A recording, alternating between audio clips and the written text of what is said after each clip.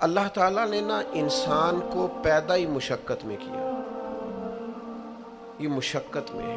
رب فرماتے ہیں میں نے اس کی پیدائش ہی، اس کا خمیر ہی مشقت والا بنایا۔ اللہ کریم نے قرآن مجید میں فرمایا لَقَدْ خَلَقْنَا الْإِنسَانَ فِي کَبَدٍ، فرمایا بے شک ہم نے آدمی کو مشقت میں رہتا ہوا پیدا کیا، پیدا ہی اس کو کبد کیا ہے، مشقت میں رہتا ہوں۔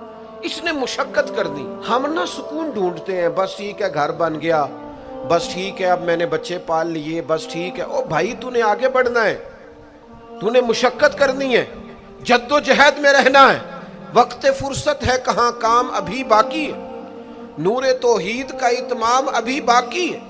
یاد رکھیں اگر آج جوانی ہے تو بڑھاپا آئے گا، آج اگر صحت بالکل ٹھیک ہے تو آہستہ آہستہ خدا نخواستہ قوا اور اعصاب کمزور ہونے لگتے ہیں، ٹھیک ٹھاک نظر ہوتی ہے پھر بڑے نمبر کی اینک لگ جاتی ہے، انسان کمزور ہونے لگتا ہے۔ ہمیں نا ذہنی طور پر تیار رہنا ہے۔ لوگ کہتے ہیں جناب پتہ نہیں میں بڑا پریشان ہوں، ایک مشکل ختم ہوتی ہے دوسری شروع ہو جاتی ہے۔ میں نے کہا یہ مشکل نہیں، یہی تو مزہ ہے زندگی کا۔ اللہ کہتا ہے میں نے تجھے مشقت میں پیدا کیا ہے، اور تو کہتا ہے کہ آسانی ہو جائے۔ اب یہ تو نہیں نہ ہوگا، جس نے جیسا پیدا کیا ہے بات تو اس قادر مطلق کی چلے گی، تیری نہیں چلے گی جب اس نے پیدا ہی مشقت میں کیا ہے۔ حضرت زید بن ارقم رضی اللہ تعالیٰ عنہ بیمار تھے، یہ ذرا بات سننا میرے کریم کی۔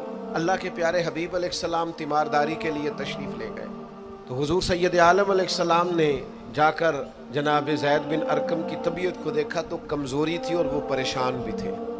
تو حضور علیہ السلام کو اللہ تعالیٰ نے غیب کے خزانوں کی کنجیاں عطا فرمائی ہیں۔ قریب مسکرا کے فرمانے لگے زید اس بیماری سے پریشان نہ ہو، اس سے تو آپ نے ٹھیک ہو جانا ہے۔ اس روایت پر خاص غور کرنا کیا کہہ رہا ہوں، فرمایا اس سے آپ نے پریشان نہیں ہونا، اس سے تو آپ نے ٹھیک ہو جانا ہے، مسئلہ ہی نہیں۔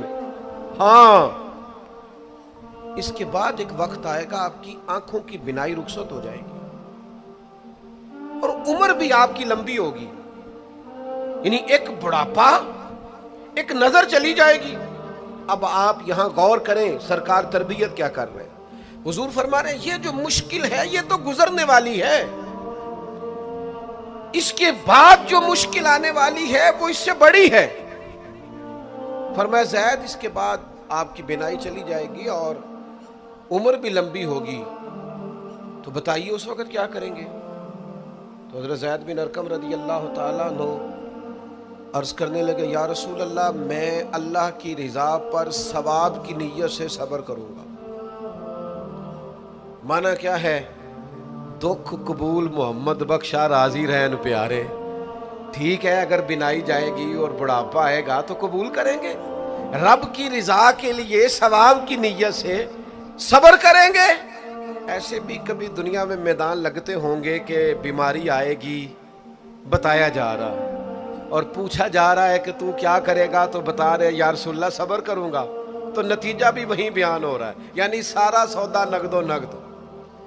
اسی وقت ہتھیلی پہ سرسوں جم رہی ہے، حضور نے فرمایا کیا کرو گے، یا رسول اللہ صبر کروں گا اللہ کی رضا کے لیے ثواب کی نیت سے۔